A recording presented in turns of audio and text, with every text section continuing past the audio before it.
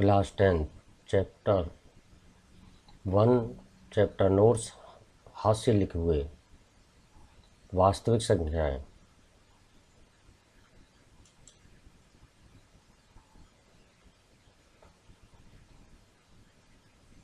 First chapter में वास्तविक संख्याएं, प्राकृतिक संख्या ऐसी संख्या जिनको गिना जा सकता है, शून्य प्राकृतिक संख्या नहीं है, यह अनंत नहीं हो सकता।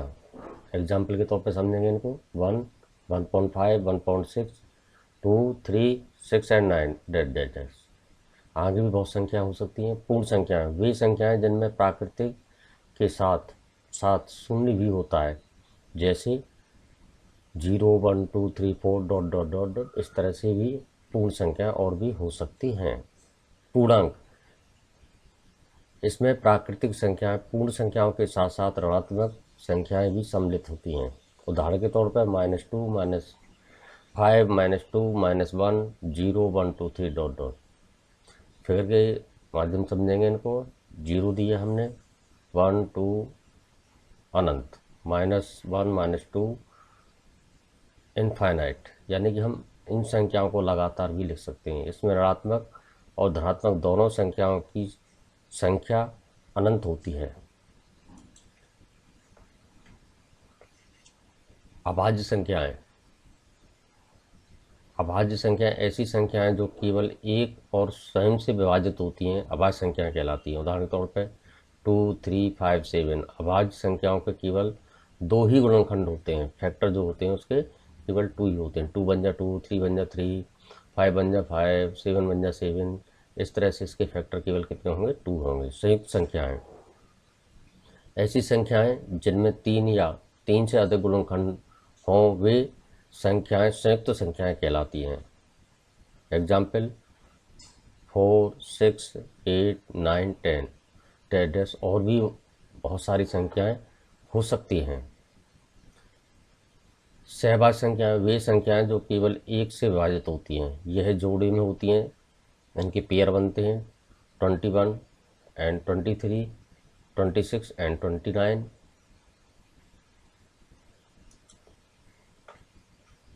विषम संख्याएं ऐसी संख्याएं जिनमें 2 से विभाजित करने पर केवल एक शेषफल प्राप्त होता है। उदाहरण के तौर पर 3, 5, 7, 9, 11 डेट और भी संख्याएं हो सकती हैं। सम संख्याएं ऐसी संख्याएं जिनको 2 से विभाजित करने पर शेषफल 0 प्राप्त होता है।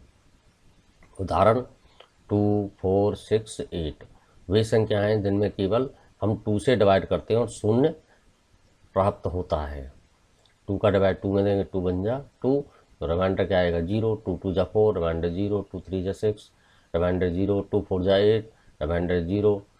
10, 2, 5 जा 10, रिमाइंडर 0। दशमलव संख्याएं यह 2 प्रकार की होती हैं, एक समाप्त संख्या, एक गैर समाप्त संख्या। समाप्त संख्या ऐसी संख्या जो पूर्ण तरीके से विभाजित हो जाए, जिसका शेषफल 0 आ जाए।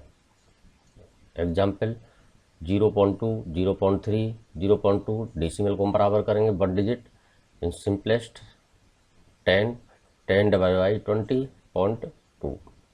गैर समाप्त संख्याएं ऐसी संख्याएं जो पूर्ण तरीके से विभाजित न हो, जिसका शेषफल 0 न आए। उदाहरण के तौर पर 0.55, 0.33, 0.77। इस तरह से और भी संख्याएं हो सकती हैं। यह 2 तरह की होती हैं, एक आवर्ती संख्या और दूसरा होता है गैर आवर्ती। आवर्ती जो 2 बार से ज़्यादा दोहराए जाएं, आवर्ती संख्या कहलाती हैं। 6, 5, 5 है, ये आवर्ती संख्याएं। गैर आवर्ती संख्याएं होती हैं ऐसी संख्याएं जो बार बार ना दोहराई जाएं, गैर आवर्ती संख्या कहलाती हैं। जैसे √5, √पाई, √2, √3, √5। और भी संख्या √7 हो सकता है, √11 हो सकता है, √13 हो सकता है। परमेय संख्याएं ऐसी संख्याएं जो P/Q के रूप में होती हैं, लेकिन Q कभी 0 नहीं होता। 2/3, 4/1, 0.2 डैश। इसमें समाप्त और गैर समाप्त दोनों संख्याएं होती हैं। वह आवर्ती संख्या होनी चाहिए, ना कि गैर आवर्ती। उदाहरण के तौर पर 2/3, इसमें हम रिमाइंडर बार बार रिपीट करते चले जाएंगे तो इसमें 666 की पुनरावृत्ति होती चली जाएगी। ऐसी संख्याओं को हम कहते हैं परमेय संख्याएं। अपरमेय संख्या ऐसी संख्याएं जो परमेय संख्या नहीं होती, इन संख्याओं की पूर्ण वैल्यू प्राप्त नहीं की जा सकती। उदाहरण के तौर पर पाई, √3, √5, √7, √11, √13, इस तरह की संख्याएं और भी हो सकती हैं। वास्तविक संख्या ऐसी संख्याएं जो परमेय और अपरमेय दोनों संख्याएं होती हैं। 1/2, 5/2। एल्गोरिथम यह एक सुपरिभाषित चरणों की तरह एक श्रृंखला होती है जो एक विशेष प्रकार की समस्या हल करने की प्रक्रिया प्रदान करती है। उदाहरण के तौर पर 135 और 225 का यूक्लिड विभाजन एल्गोरिथम का प्रयोग करके एचसीएफ न करना। 135 का 225 में देंगे तो उसका एचसीएफ निकल के आएगा इसका 45। प्रमेय का यह एक सिद्ध किया हुआ कथन होता है और इसे एक अन्य कथन को सिद्ध करने में प्रयोग करते हैं। उदाहरण के तौर पर दिए गए दो धनात्मक पूर्णांकों a और b के लिए ऐसी अद्वितीय पूर्ण संख्याएं q और r विद्यमान हैं कि a = bq + r 0 > r > 4। माना b = हम 4 टेक कर लेंगे, इसमें मान लेंगे हम b = 4, a की वैल्यू इक्वल करेंगे 4q + r, इक्वेशन इसको फर्स्ट कर देंगे 0 > r > 4 r = 0 1 2 3 डैश। और भी संख्या हम लेते हैं r = 0 हो तो समीकरण 1 में रखेंगे इसको हम वैल्यू को।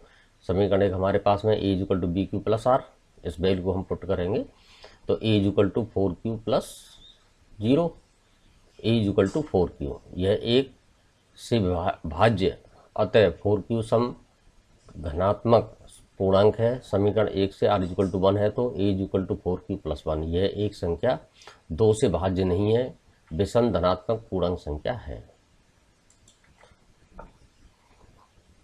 r = यदि हम लें तो समीकरण 1 में इसी तरह से पुट करेंगे जिस तरह से हमने 1 को पुट किया था। a = 4q + 2, a = 2 + 2 ब्रैकेट में हम लेंगे, टेक करेंगे वैल्यू को तो 2q फैक्टराइज कर देंगे, 2 कॉमन इसमें से हम निकाल ली तो 2q + 2। यह एक 2 से भाज्य संख्या है, इसलिए 4q + 2 धनात्मक विषम पूर्णांक संख्या है। टेक इसी तरह से करेंगे। r = 3 हो तो समीकरण फर्स्ट में इसी तरह कर देंगे तो a = 4q + 3। यह एक संख्या 2 से भाज्य नहीं है, 4q + 3 धनात्मक विषम पूर्णांक संख्या है। Thank you.